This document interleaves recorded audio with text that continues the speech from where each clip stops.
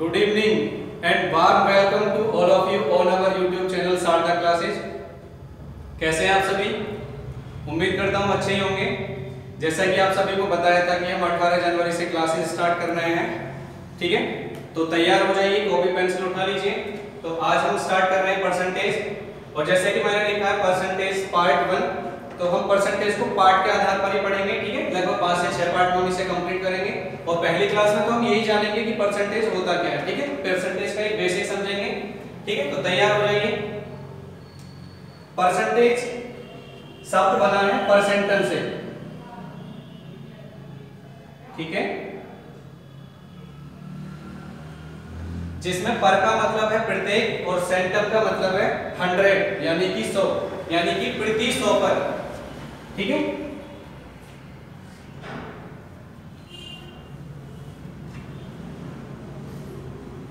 इसका मतलब है जब किसी संख्या का मान 100 पर निकाला जाए तो वह प्रतिशत कहलाता है।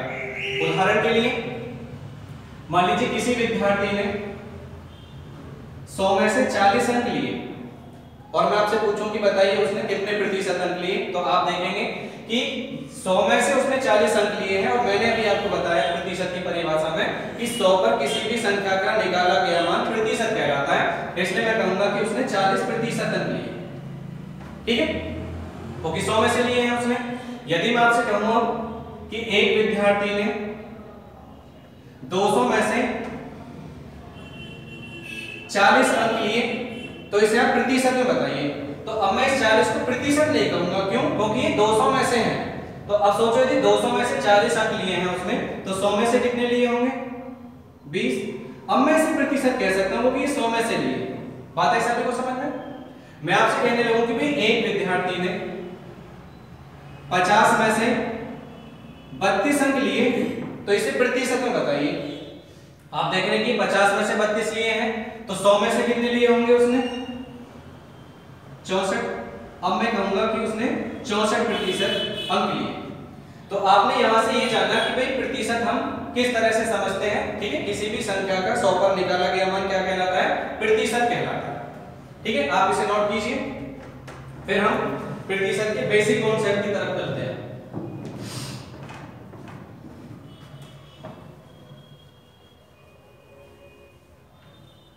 सबसे पहला पॉइंट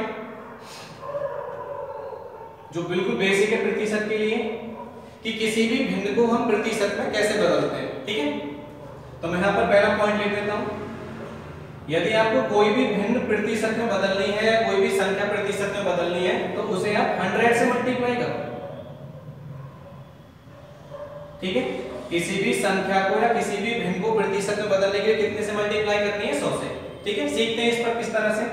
जैसे मैं आपसे कहूं कि भाई 1 को प्रतिशत में बदलिए, 1 को हम प्रतिशत में कितना लिखेंगे, तो आपको क्या करना है? इसे 100 से मल्टीप्लाई करनी है। तो कितना आ जाएगा ये आपका? 100%।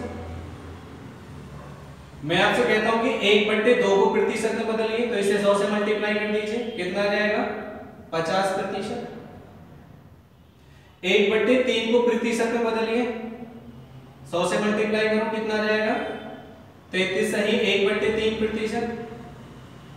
इस तरह से बहुत सारे भिन्नों की प्रतिशत बदल सकते हैं। 1/4 को प्रतिशत में बदलिए, तो कितना आ जाएगा? 25%। 1/5 को प्रतिशत में बदलिए, 20%। 1/6 को प्रतिशत में बदलिए, तो आप देखेंगे 2 से ये 3 बार काटेंगे, इसे 50 बार काटेंगे, और 50/3 का मतलब कितना है? 16 सही 2/3%। इस तरह से बहुत सारी भिन्नों की प्रतिशत बदल सकते हैं, और ये वो प्रतिशत है जिनका एग्जामों में यूज होता है। आपने देखा होगा 33 से 1/3%, 16 से 2/3% अक्सर यूज में आती है, ठीक है? इसी तरह से आगे बढ़ते हैं। 1/7 को प्रतिशत में बदलिए, 100 से मल्टीप्लाई कर दो, कितना आएगा? 14 सही 2/7%। 1/8 को प्रतिशत में बदलिए, 100 से मल्टीप्लाई कर दीजिए, 4 से 2 बार, 4 से 25 बार काट देंगे, और 25/2 का मतलब कितना है? 12.5%, ठीक? 1/9 को प्रतिशत में बदलिए, तो कितना आ जाएगा 11 सही 1/9%। तो आपने देखा कि किसी भी संख्या को प्रतिशत में बदलना कितना आसान है, ठीक है। बस सिंपल सा पॉइंट याद रखना, किसी संख्या को या किसी भी भिन्न को प्रतिशत में बदलना है, उसे 100 से मल्टीप्लाई कर देंगे। आप सभी इसका स्क्रीनशॉट ले लीजिए, ठीक है। मैं इसे मिटा रहा हूं और आप सभी इस तरह से खुद से भी प्रैक्टिस करेंगे भिन्नों को प्रतिशत में बदलने के लिए। चलो, आपको दोनों तरह से इन प्रतिशतों को ध्यान में रखना है। जैसे मैंने आपको बताया कि भाई एक को हमने प्रतिशत में कितना लिखा 100%, तो आपसे पूछा जाए कि 100% का मतलब कितना, तो आप कहेंगे 1 है। हमने 1/2 को प्रतिशत में कितना लिखा 50%, तो 50% का मतलब कितना है 1/2 है, ठीक है। आपको दोनों तरह से ध्यान रखना है। तो सेकंड पॉइंट हम यही डिस्कस कर लेंगे कि प्रतिशत को भिन्न में कैसे बदलना है, ठीक। जैसे आप मुझे बताइए, यदि हम 10% को भिन्न में बदलना चाहें तो क्या करेंगे।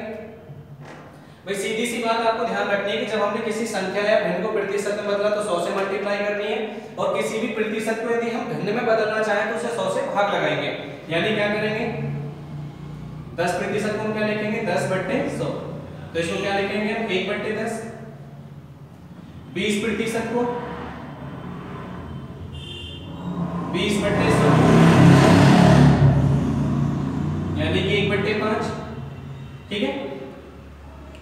16 सही 2/3% को कितना लिखेंगे, आप देखेंगे भाई 16 को 3 से मल्टीप्लाई 48, 48 और 2 50/3%, और ये प्रतिशत हटाएंगे 100 से बाहर लगाएंगे, लेकिन 2 जीरो और बढ़ा देंगे तो आप देखेंगे 50/300 को हम कितना लिखेंगे 1/6। वो आपने वहीं से सीखा था कि भाई 1/6 को प्रतिशत में कितना लिखते हैं 16 से 2/3%, तो इसको हमने भिन्न में कितना लिखा 1/6, ठीक है। मैं आपसे कहता हूं कि 33 सही 1/3% को भिन्न में बदलो, तो इसको कितना लिखेंगे 33 को 3 से मल्टीप्लाई करो 99 और 100/3%, प्रतिशत हटाएंगे नीचे 2 जीरो बढ़ा देंगे तो 100/300 का मतलब कितना हो गया 1/3। 66 सही 2/3% को बदलिए भिन्न में, ठीक है। 66 गुणा 3 198 और 2 200/3%, प्रतिशत हटाएंगे 2 जीरो बढ़ा देंगे, ये 2 जीरो काट देंगे, कितना आ जाएगा 2/3, ठीक है। तो आपने देखा कि किसी भिन्न को प्रतिशत में बदलना 100 से गुणा लगा देनी है, और किसी भी प्रतिशत को भिन्न में बदलना है तो 100 से भाग लगा देना है, ठीक है। ये एक बेसिक तरीका है, आप सभी को पहले इन पर प्रैक्टिस करनी है, ठीक। और नोट में हम एक निष्कर्ष सीखते हैं। जैसे हम किसी भी भिन्न को जब प्रतिशत में बदलते हैं, जैसे आपने देखा कि हमने 16 सही 2/3% को कितना लिखा, हमने 16 सही 2/3% को लिखा 1/6। तो इसका मतलब क्या है, जब हम किसी भी प्रतिशत को भिन्न में बदलते हैं तो उस भिन्न का जो हर होता है उसे हम कहते हैं मूल संख्या,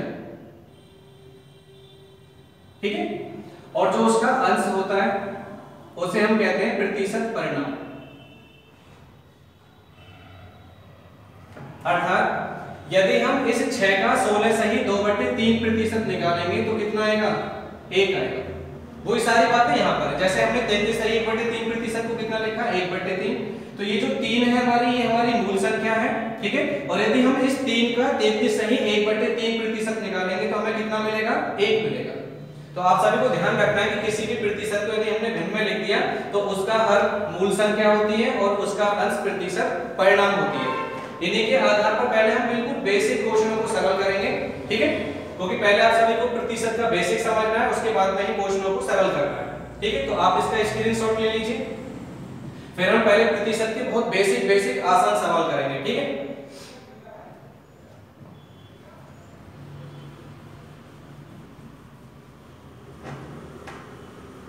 और YouTube पर क्लास पढ़ने का तो ये फायदा है कि आप सभी को वीडियो को रोक कर देख सकते हो,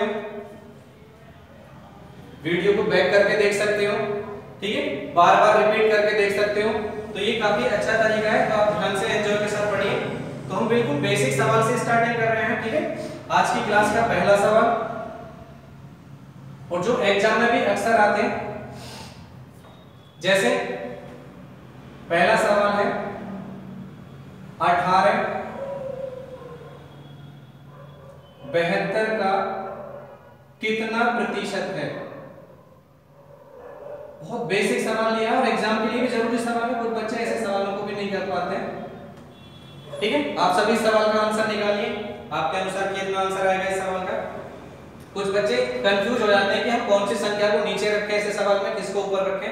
मैं आपको एक आसान सा तरीका बताता हूं कि ये जो का शब्द है, ये जिस संख्या के आगे आपको दिखाई दे उस संख्या को आप नीचे लिखो। जैसे आप देख रहे हैं कि भाई ये का शब्द किसके आगे, 72 के आगे, तो आप क्या करेंगे, 72 को नीचे लिखेंगे और जो बची हुई संख्या आप उसे ऊपर लिखेंगे। ये भिन्न बन गई और आपने स्टार्ट में सीखा किसी भी भिन्न को यदि प्रतिशत में बदलना है तो क्या करनी है, 100 से मल्टीप्लाई करनी है, तो इसे 100 से मल्टीप्लाई कर दीजिए। तो 18 से काटेंगे इसे 4 बार, 4 से इसे काटेंगे 25 बार। तो इस सवाल का आंसर कितना आ गया, 25%। ठीक है, और सवाल करते हैं इसी तरह के। जैसे मैं आपसे कहता हूं 3 किलोग्राम का कितना प्रतिशत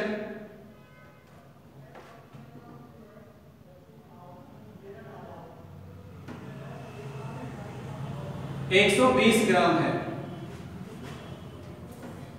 ठीक है, तो उसी तरीके से सरल कीजिए। मैंने आपको बताया कि भाई कंफ्यूज नहीं होना है, जिस संख्या के आगे आपको एक का शब्द दिखाई दे उसे आप नीचे लिख लीजिए। तो इसका मतलब है 3 किलोग्राम को हम नीचे लिख लेंगे और जो संख्या बची हमारे लिए 120 उसे हम ऊपर लिख लेंगे।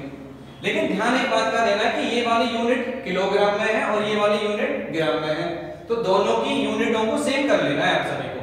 ठीक है, तो इस 3 किलोग्राम को भी हम ग्राम में बदल देंगे। तो 3 किलोग्राम का मतलब कितना है, 3000 ग्राम। भाई 1 किलोग्राम में 1000 ग्राम होते हैं, तो 3 किलोग्राम में कितने हो जाएंगे, 3000। तो हम नीचे भी क्या लिखेंगे, 3000। ये भिन्न बन गई आपकी। इसे प्रतिशत में बदलना है तो 100 से क्या करेंगे, मल्टीप्लाई।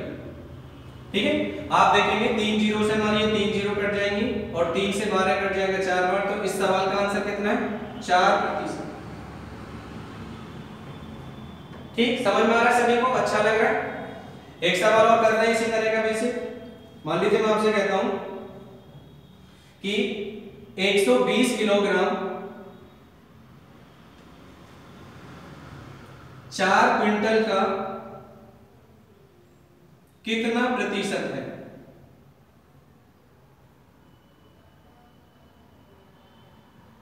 बताइए इस सवाल का आंसर क्या होगा। तो उसी तरह से सरल करना है। आपने देखा कि भाई का शब्द किसके आगे आ रहा है, 4 क्विंटल के आगे। आप देख रहे हैं कि ये किलोग्राम में है और ये क्विंटल में है, तो इसके भी किलोग्राम बना लीजिए। 1 क्विंटल में 100 किलोग्राम, तो 4 क्विंटल में कितने हो जाएंगे, 400 किलोग्राम। तो का शब्द किसके आगे है, 400 के आगे, तो हम क्या करेंगे, 400 को नीचे लिखेंगे और जो संख्या बची उसे ऊपर लिखेंगे और प्रतिशत में आंसर देना है तो 100 से मल्टीप्लाई करेंगे। तो आप देखेंगे 100 से इसे काट देंगे हम 4 बार और 4 से इसे काट देंगे 30 बार। तो इस सवाल का आंसर कितना आ गया, 30%। तो कभी एग्जाम में इस तरह का सवाल आए तो आप कर पाएंगे। चलो इसे नोट कर लीजिए, फिर हम और बेसिक सवालों की तरफ चलते हैं। और आपको कैसा लग रहा है क्लास, किस तरह से समझ में आ रही है, आप सभी कमेंट करके बताएंगे हमें।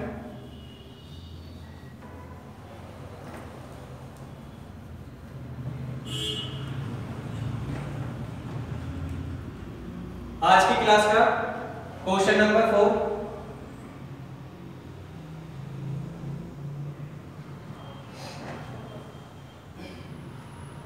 पहली बार कैमरे के सामने पढ़ा रहा हूं, बहुत अजीब सा लग रहा है, लेकिन आप सभी सहयोग रखेंगे अच्छे से तो सब ठीक हो जाएगा। तो क्वेश्चन नंबर 4 करते हैं। ठीक है, नोट करेंगे सभी। यदि किसी संपत्ति के मूल्य में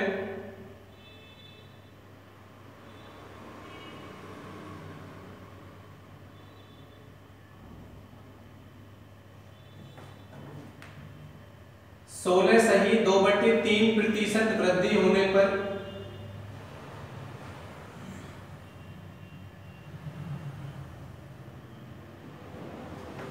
उसका मूल्य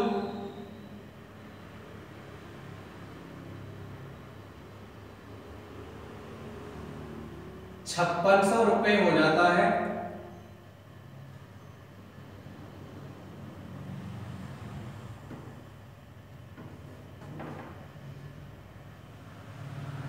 तो संपत्ति की वास्तविक कीमत ज्ञात करो। वास्तविक कीमत या वास्तविक मूल्य ज्ञात करो। सवाल को ध्यान से समझिए। जब किसी संपत्ति के मूल्य में 16 सही 2/3% की वृद्धि हो जाती है तो उसका मूल्य कितना हो जाता है? 5600 रुपए। हमें बताना है कि उस संपत्ति का वास्तविक मूल्य कितना था। तो मैंने आपको क्या बताया था कि भाई हम इस सवाल को कैसे करेंगे कि हमारे लिए प्रतिशत दे रखी है 16 सही 2/3%। इसे हम कितना लिखेंगे? 1/6। ठीक है भाई, 16 3 48 और 2 50, 50/3%, परसेंट हटाएंगे नीचे 100 आ जाएगा, नहीं 50/300, तो कितना हो जाएगा? 1/6। मैंने बताया था कि प्रतिशत को यदि हमने भिन्न में बदल दिया तो उस भिन्न का हर होती है मूल संख्या, तो इसे हम मानेंगे संपत्ति का वास्तविक मूल्य।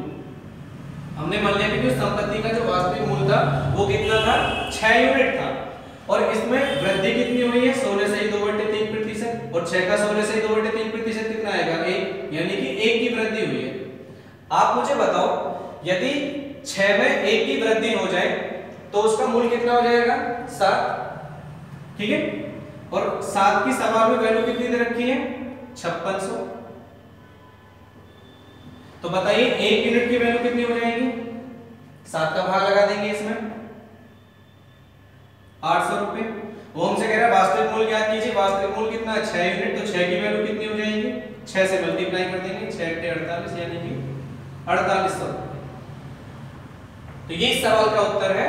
ठीक है, आपने देखा कि 16 से 2/3% को हम 1/6 लिख सकते हैं।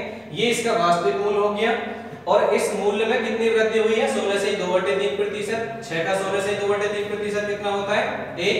यदि 6 में 1 की वृद्धि हो जाए तो उसका मूल्य कितना हो जाएगा? 7। 7 की वैल्यू सवाल में 5600 है, 1 की कितनी हो जाएगी? 800। ठीक है, तो 6 की कितनी हो जाएगी? 6 को 800 से मल्टीप्लाई करेंगे, 4800 रुपए। ठीक है, समझ में आया सभी को? चलो एक और सवाल करते हैं।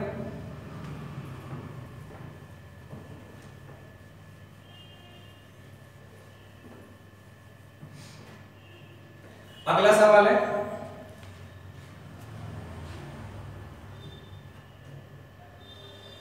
यदि किसी संख्या में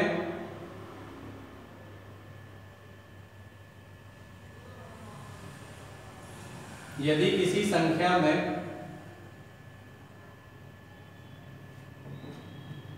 6 सही 2/3% की वृद्धि कर दी जाए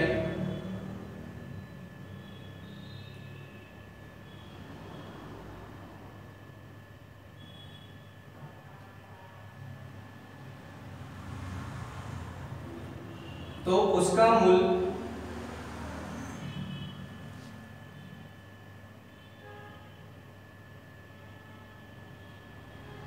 5670 रुपए हो जाता है। सॉरी, उसका कर दिया तो उसका मूल्य 5670 रुपए हो जाता है। 5670 हो जाता है।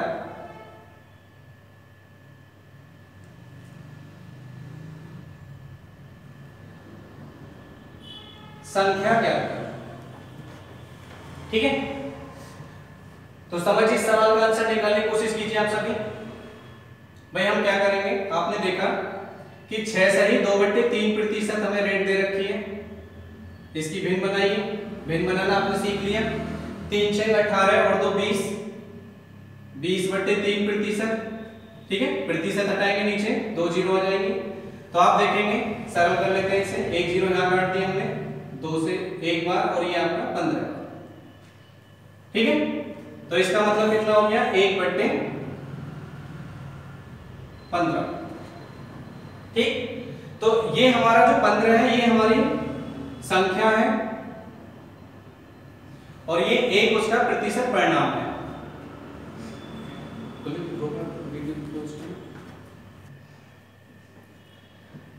तो ये कैलकुलेशन हमारी भिन्न में चली जाएगी। चलो पहले एक काम कर लेते हैं, इसमें इसे वृद्धि की जगह कमी करो, थोड़ी कैलकुलेशन आसान हो जाएगी। वृद्धि की जगह कमी। तो आपने देखा कि भाई 6 से 2/3% को हमने लिखा 1/15, तो हमने अपनी संख्या को कितना मान लिया? 15। अब ये संख्या हमारी कितनी कम हो जाती थी? 6 से 2/3%। तो 15 का 6 से 2/3% कितना आएगा? 1, यानी कि इस 15 में कितने की कमी हो जाती है? 1 की कमी। आप मुझे बताओ कि 15 में 1 की कमी हो जाएगी तो संख्या का मूल्य या संख्या का मान कितना रह जाएगा? 14। और सवाल में इस 14 की वैल्यू कितनी दे रखी है? 5670। ठीक है, तो 1 यूनिट की वैल्यू कितनी बन जाएगी? 14 का भाग लगा दीजिए, 14 चौका 56, ना जाने के साथ में 0 और 14 पंजे 70। अब संख्या ज्ञात करनी है तो संख्या हमारी 15 है, तो 15 यूनिट की वैल्यू निकाल दीजिए, तो कितना आ जाएगा? 6075। ये सवाल है। तो आप सभी समझ पाए कि हमने किस तरह से इस तरह के सवालों को सरल कर लिया। भाई रेट दे रखी है, हमने उसकी भिन्न बना ली 1/15। आपने देखा संख्या हमारी 15 है, कमी 6 सही 2/3% की हुई, यानी कि 1 की कमी होगी। 15 में 1 की कमी हो जाएगी तो हमें क्या संख्या प्राप्त होगी? 14। और 14 की वैल्यू सवाल में 5670 है। 1 की कितनी बनेगी? 405। और 15 कितनी बन जाएगी? 6075। ठीक है, समझ में आ रहा है सभी को? नोट कर लीजिए इसे।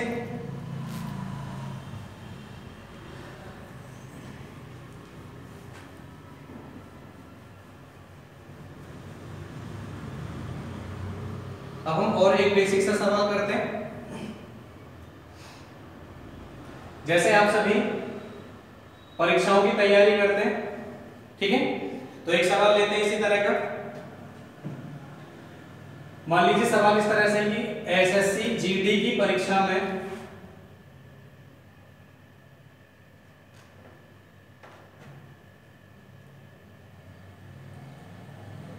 उत्तीर्ण होने के लिए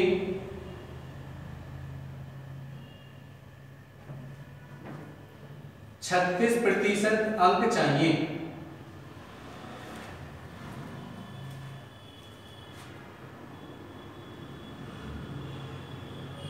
ठीक है, लेकिन एक विद्यार्थी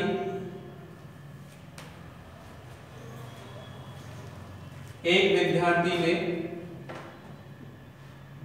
24% अंक प्राप्त किए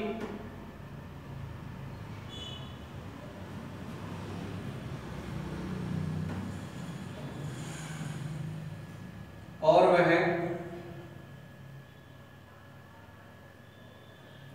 20 अंक से फेल हो गया।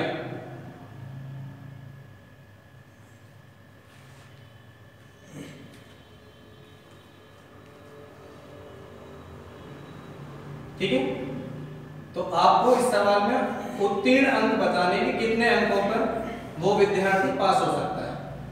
सवाल को ध्यान से सीखिए, ठीक है, इस सवाल को समझिए, फिर इसका आंसर बताइए क्या होना चाहिए। एसएससी जीडी की परीक्षा में उत्तीर्ण होने के लिए 36% अंक चाहिए। एक विद्यार्थी ने 24% अंक लिए और वह 20 अंक से फेल हो गया, तो उत्तीर्ण अंक कितने? तो देखो हमें क्या करना है, आसान सा सवाल, बहुत बेसिक, आपको ध्यान से सीखना है। भाई पास होने के लिए कितने चाहिए? 36%, लेकिन उसने कितने लिए? 24%। तो आप मुझे बताइए वो कितने प्रतिशत से फेल हो गया? आप कहेंगे 12% से फेल हो गया, और जबकि अंकों में कितने से फेल हो रहा है? वो 20 से, यानी 12% अंक कितने के बराबर है? 20 के। अब सवाल में ध्यान से देखो ना, यहाँ पे 100% की वैल्यू नहीं निकालनी है, उसने हमसे सवाल में पूछा है कि उसके उत्तीर्ण अंक ज्ञात करो। ठीक है, तो आप बताइए वो कितने अंकों पर पास हो सकता था? 36% पर पास हो सकता था। तो आपने देखा कि भाई 12% की वैल्यू 20 है, तो इस 36% की कितनी आएगी? भाई ये 3 गुना हो रही है, तो अंक भी 3 गुना कर दीजिए, 20 का 3 गुना 60, तो 60 इस सवाल का उत्तर है। ठीक है, समझ में आया सभी को? जैसे मान लीजिए मैं इसी सवाल में करेक्शन कर देता हूं, ऐसे सवाल आ जाए आपके लिए कि ये आपके लिए हो जाए 48%, और यहां कर दिया जाए आपके लिए 36%। ठीक है, और यहां इसके स्थान पर कर दिया जाए आपके लिए 16। तब आप कैसे करेंगे? तब भी इस तरह से करना है कि भाई 48% चाहिए पास के लिए, कितने लिए उसने? 24%, तो यहां कितने से फेल हो गया? सॉरी 36% कर लिया हमने इसको, तो 12% से फेल हो रहा है। और जबकि अब इस बार हमने कितना कर लिया? कितने से फेल हो रहा है? 16 से। तो 12% की वैल्यू 16 है, फिर से हमें क्या बताना है? उत्तीर्ण अंक बताना है। तो पास कितने पर हो जाएगा? वो 48% पर, तो 48% की वैल्यू बताइए। आप देख रहे हैं कि इस बार रेट 4 गुनी हो गई, तो इसका भी 4 गुना कर देंगे, यानी कि 64। तो ये अभी हमने बेसिक सवाल किए हैं, ठीक है, और हम पहला सेशन छोटे ही रख रहे हैं, हमने बेसिक को ही समझाया। आप सभी पहले प्रैक्टिस कीजिए इस तरह के सवालों पर, ठीक है। फिर हम अच्छे सवालों की तरफ बढ़ेंगे। तो आपको यदि हमारी क्लास अच्छी लगी हो तो हमें कमेंट करके जरूर बताइएगा, ठीक है। और सभी को इस वीडियो को शेयर कीजिए और हमारे चैनल को सब्सक्राइब जरूर कीजिए, ठीक है। तो ठीक है, गुड नाइट, टेक केयर, ख्याल रखिए आप सभी अपना।